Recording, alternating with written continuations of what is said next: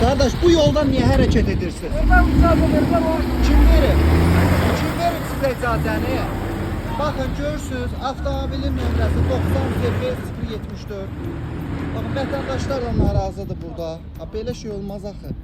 Deyir buradan icazə veriblər görürsünüz. Sağ ol, görsən bax arabasından Bəli, faktik olaraq dedi buradan icazə veriblər. Ona görə buradan keçdilər.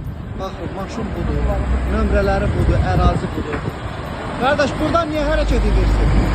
Baxın, görürsünüz, maşınlar buradan keçir. Salam əziz izləyicilər. Gördüyünüz bu küçə Şirin Şükürov küçəsi və Əli Bayramov küçəsi. Eyni zamanda da 1 May küçəsinə gedən yoldur. Yəni bu gördüyünüz ərazilər.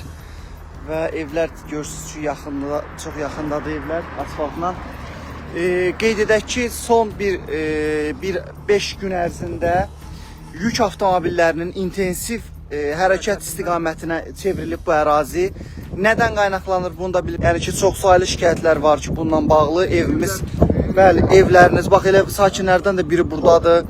Baxın nə baş verir bu evlərdə deyirdiniz bayaq. Evlər sürkələnir.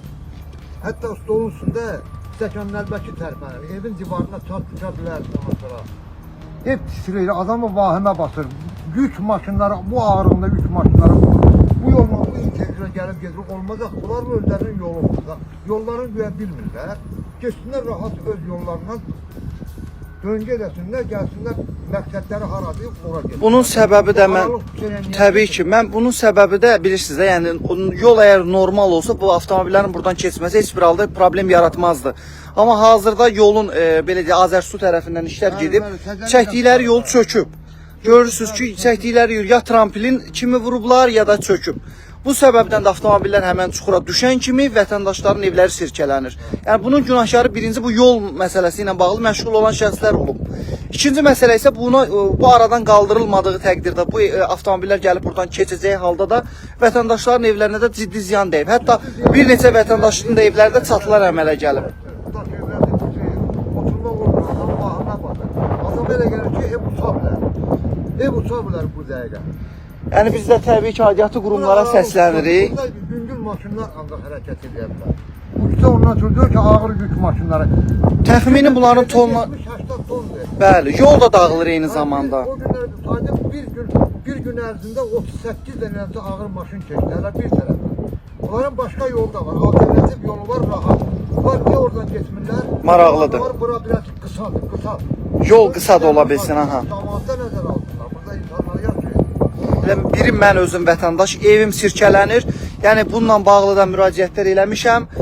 Amma nəticəsini hələ ki görmürəm. Ona görə xahiş edirəm ki, bununla bağlı zəruri tədbirlər görülsün. Yük avtomobillərinin də videoları var əlimizdə. Hansı şirkətə məxsusdur, kimlərdir bilməsək də, amma göründüyü qədərindən buranı karvan edib həmin avtomobillər. Sırf bu istiqamətdən. Bəli, ağır yük maşınlarıdır.